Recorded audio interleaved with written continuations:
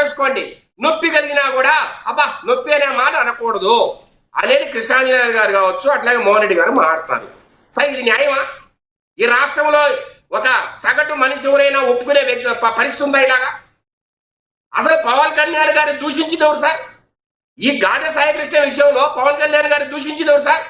జనసేన పార్టీని దూషించింది ఎవరు సార్? ఎందుకు పవన్ కళ్యాణ్ గారు రెస్పాండ్ కావట్లేదు మాట్లాడింది ఎవరు సార్? ఇలా వాళ్ళు మాట్లాడి ఆయన రెస్పాండ్ అయితే తప్పు. ఇప్పుడు ప్రొఫెసర్ నాగేశ్వర విషయంలో కూడా ఆయన ఏమైనా మాట్లాడచ్చు, ఎన్ని అభాండాలనే వేయచ్చు. కానీ పవన్ కళ్యాణ్ గారు ఒక్క మాట మాట్లాడితే ఎట్లా వస్తావు చూస్తాను తెలంగాణ, కానీ ఆయన ప్రొఫెసర్ నాగేశ్వర గారు మాట్లాడతారు. ఈ రోజు ఈ రకంగా మాట్లాడతారు. ఏంటి సార్ ఈ బెదిరింపులు? అధికార పార్టీలో ఒక డిప్యూటీ సీఎం గా ఉన్న వ్యక్తిని ఇంతగా బెదిరింపు మాటలు మాట్లాడడం అనేది ఇది న్యాయమా? ఏ రకమైన ప్రజాస్వామ్యం అండి ఇది?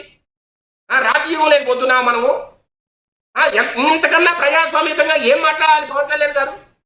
అయ్యా క్రిమినల్స్ కు కులాన్ని అంటగట్టద్దు, క్రిమినల్స్ కు మీరు ఇట్లాంటి బంధుత్వాలు కావచ్చు పార్టీలను అంటగట్టద్దు, కులాలను అంటగట్టద్దు. ఏ కులం వాడైనా మాకొక్కటే, క్రిమినలే, దాని చట్టం తన పని తాను చేసుకెళ్లాలని మాట్లాడారు. దాని తప్పేమో సార్.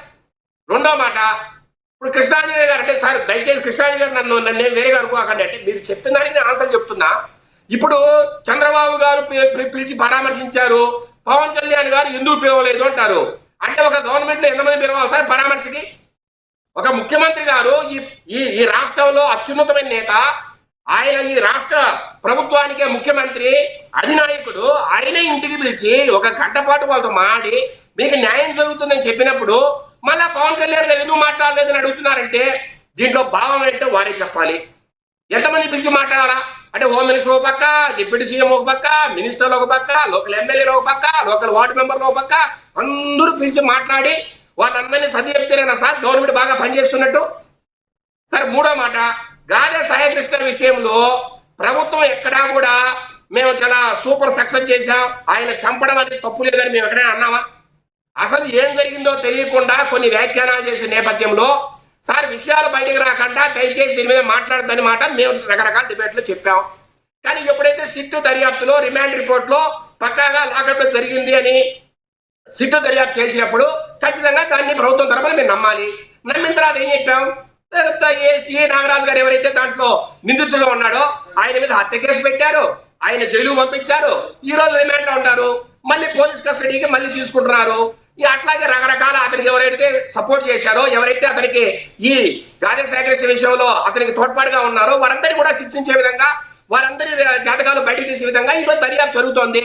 సార్ ఏదైనా ఒక దర్యాప్తు చేపట్టేప్పుడు ఒక కేసు అయితే ఒక వారంలో చిక్కుముడి వినొచ్చు, ఒక కేసు నిలబట్టచ్చు, ఒక కేసు 6 నెలలు కూడా పట్టచ్చు. అంటే గంటకు మీకు బ్రేకింగ్ న్యూస్, గంటకు ఒక షాకింగ్ న్యూస్ చెప్పాలంటే ఏ పనేనా? అంటే ఏదైతే వాళ్ళు వర్కౌట్ చేయాలి సార్. ఇన్ని రోజులుగా 40 రోజులుగా ఏం జరిగింది, ఎందుకు ఈ కేసు బయటికి రాలేదు? ఇంత పగడ్బందీగా కొంతమంది దీంట్లో పనిచేసినప్పుడు వారందరి నోరు తెలవాలన్నా, వారిని తెరిపించాలన్నా టైం పట్టదా? ఇప్పుడు వీళ్ళు కూడా మనుషులే కదా, సిట్ దర్యాప్తు కూడా మనుషులే కదా. రెండో మాట, జ్యుడిషియల్ ఎంక్వైరీ అంటారు. నేను అడుగుతున్నాను సార్, వైసీపీ గవర్నమెంట్ లో 2019 నుంచి 24 వరకు 15 మంది అయ్యారు. నేను చెప్పట్లా నేషనల్ క్రైమ్ విజయశేఖర్ రెడ్డి గారు ఏదైతే నేషనల్ క్రైమ్ రికార్డ్స్ బ్యూరో ఎక్కడ కేంద్ర ప్రభుత్వం దగ్గర ఉన్న క్రైమ్ రికార్డ్స్ బ్యూరో ఈ రాష్ట్రంలో 15 మంది లాకప్ డెత్ అయ్యారు, అనుమానాస్పద పరిస్థితుల్లో చనిపోయారని చెప్తోంది. మరి దానికి ఏం చెప్తారు? ఒకటి సార్, ఒకటి ప్రజలందరూ అనుకునే మాట ఏంటంటే ప్రజల్లో ఉన్న ప్రజలకి ఒక్క మాట విజయశేఖర్ రెడ్డి గారు మీరు వినాలి. ఒక్క మాట అడ్డుపట్ట కాదు, మిమ్మల్ని క్వశ్చన్ అడగాలి కదా. కాదు సార్, ప్రజలు ఏమనుకుంటున్నారు? బాడీ మాయం చేయటం అనేది, బాడీ లేకపోవడం అనేది ఈ ప్రజలు, మరి దాని గురించి చెప్పండి సార్. నేను చెప్తా సార్. ఇప్పుడు వీళ్ళు ఒక లాకప్ డెత్ లో జరిగిందని ఇంత బెంబెలెత్తిపోతున్నారు కదా. 2020లో చీరాల కిరణ్ అనే వ్యక్తిని ప్రకాశం చంపారు, 2021లో మహమ్మద్ గౌస్ అనే వ్యక్తిని గుంటూరు చంపారు, 2022లో మురపాక మహేష్ అని శ్రీకాకుళం డిస్ట్రిక్ట్ లో చంపారు, 2022లో సుబ్రహ్మణ్యం అని కర్నూలు చెప్పారు. ఇప్పుడు ఇవన్నీ సో వాళ్ళకి మీకు తేడా లేదంటారు. అయితే కృష్ణాంజలి గారు అడిగింది అదే ఇందాక. అంటే ఆ ప్రభుత్వానికి ప్రజలు శిక్షించారు, వాళ్ళు చేసినట్టు మీరు కూడా చేస్తారా? అసలు కనీసం సార్ ఉండండి, ఏ కనీసం పోలీస్ కానిస్టేబుల్ ఎవరైనా కనీసం మీరు అరెస్ట్ చేశారా? ఎవరో ఒక ఎస్ఐ మీద కేసు పెట్టారా? సిఐ మీద కేసు పెట్టారా? అయిపోయిన పెళ్లికి బాజాలొద్దు సార్. సార్ ఈ రాష్ట్రంలో కాదు, దేశంలో ఎక్కడా జరిగిన విధంగా ఒక సిఐ మీద హత్యా నేరం మోపి అతని జైలు పంపించింది ఈ రోజు ఈ ప్రభుత్వం. ఎంతకన్నా మంచి ప్రభుత్వం ఈ రాష్ట్రంలో సార్ అపోజ్ చేసుకుంటా కూడా అర్థం ఉండాలి. ఈ టాపిక్ పెడితే ఈ టాపిక్ ఇలా పక్కన పెడితే ఏంటి, రైతులను పరామర్శించడానికి వెళ్ళిన వాళ్ళు రైతుల చేత ఎందుకు రాళ్ల దాడికి గావింపబడ్డారంటే ఏం చెప్తారు? పేర్ని నాని గారు కావచ్చు, అంబటి రాంబాబు గారు కావచ్చు, కృష్ణాంజలి గారు అన్నారు ఊకే తోపులాట్లో ఒక్కోసారి పోలీసులైనా తోసేస్తారు. మరి ఆ విషయాన్ని ఎలా చెప్తారు? దీని గురించి చెప్పండి సార్. బైబిల్లో మన జగన్మోహన్ రెడ్డి గారు బైబిల్ని చదువుతారు కదా, బైబిల్లో ఆబదియా బుక్ అనే ఒకటి ఉంది. దాంట్లో తను ఏమైతే ప్రజలకు చేయాలనుకుంటాడో, ఎట్లా అయితే ప్రవర్తించాలనుకుంటాడో అదే తనకు వస్తుందంట. మీకు అర్థమై ఉండాలి. అంటే నా మెంటాలిటీ ఎలా ఉంటుందో, నేను ఏదైతే ప్రజలకు చేస్తానో అది చెడుగినా మంచినా అలాగే నాకు జరుగుతుంది. Whatever he's been done that shall be done to you అని ఇది బైబిల్లో రాసింది. మరి జగన్మోహన్ రెడ్డి గారు అంతగా బైబిల్ చదివే వ్యక్తి, క్రిస్టియానిటీని అంత బలంగా నమ్మే వ్యక్తి ఎందుకు ఆ రోజు అంత అరాచకంగా ప్రవర్తించాడు? ఆ రోజు ప్రతిపక్ష నేతగా ఉన్నా కనీసం ప్రతిపక్ష నేత కాదు మీరు ఈరోజు. సార్ ఉండండి, అందరూ హ్యాపీగా మారదాం సార్. ఈ రోజు మీరు ప్రతిపక్ష నేత కూడా కాదు, మీరు ఒక పులివెందుల ఎమ్మెల్యే. లేదు ఆ పోయిన వ్యక్తులు ఎవరికైనా ప్రోటోకాల్ ఉందా? అంతా ఆ గాలి బ్యాచ్లు అంబటి రాంబాబు పొద్దున్న లేస్తే ఏం మాట్లాడతాడో, లేదా పేరు నాని ఏం మాట్లాడతాడో, లేదంటే ఆయన ఎవరు ఆయన దేవినేని అవినాష్ ఆయన ఏం మాట్లాడతాడో ఎవరికి తెలియదు. సార్ వీళ్ళకి ఎవరికైనా ప్రోటోకాల్ ఉందా? అసలు వీళ్ళకి ఎందుకంటే పోలీసు సెక్యూరిటీ ఇవ్వాలి? మీరు ఎవరు అసలు? ఏం సంబంధం? మీరు మీ పాటికి మీరు వెళ్ళండి. రైతులు మీతో మాట్లాడుకుంటే మాట్లాడతారు,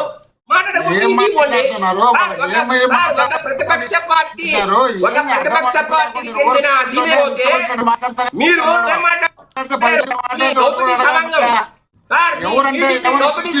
మాట్లాడారు.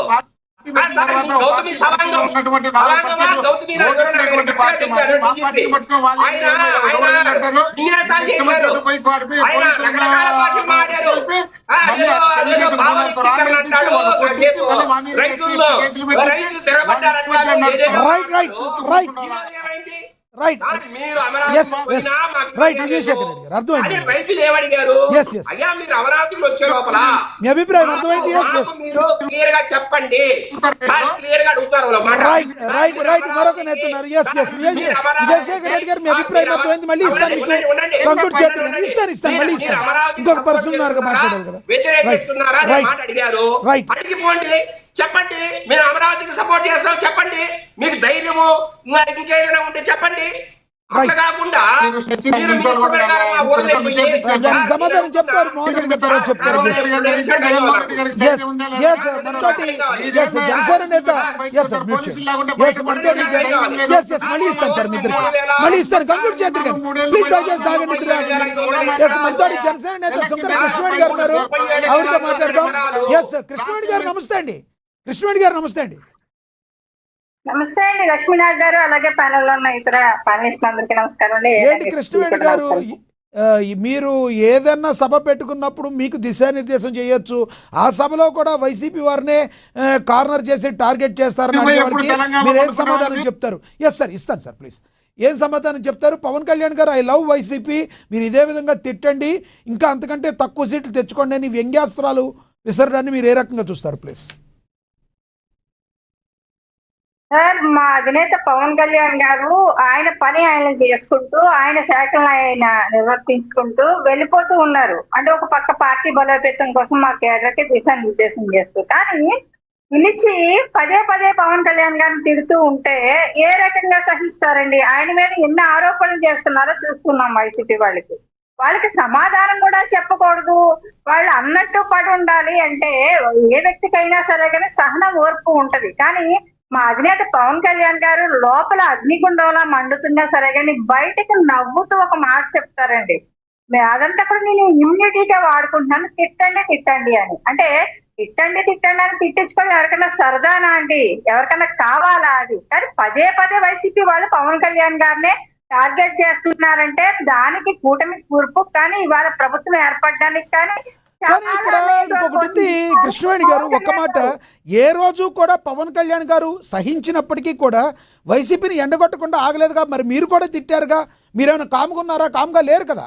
గతంలో కొంతమంది వైసీపీ గోండాలని గతంలో అన్నా ఇప్పుడన్నా అది పవన్ కళ్యాణ్ గారికే చెల్లింది. పవన్ కళ్యాణ్ గారు మాట్లాడిన మాటల్లో ఒక్కోసారి క్లారిటీ మిస్ అవుతుందని వైసీపీ వారు ఆరోపిస్తున్నారు. వాస్తవం లేదంటారా? సార్, క్లారిటీ మిస్ అయింది అంటే అది జగన్మోహన్ రెడ్డి గారికి వాళ్ళ కేడర్ గురించో వాళ్ళ పార్టీ గురించో వాళ్ళు చూసుకుంటే తెలిసిపోతుందండి. ఇప్పుడు సిచ్యువేషన్ తగ్గట్టుగానే మాట్లాడతారు తప్ప, లేకపోతే అభూత కల్పనలో లేకపోతే అప్పటికప్పుడు కొత్తగా కంటెంట్ క్రియేట్ చేసుకునో మాట్లాడరండి. అక్కడ జరిగినటువంటి పరిణామాల మీద పవన్ కళ్యాణ్ గారు మాట్లాడుతున్నప్పుడు పవన్ కళ్యాణ్ గారిని తక్కువ చేసి చూపించడానికి కొంతమంది చేస్తున్నటువంటి కుట్ర. అంటే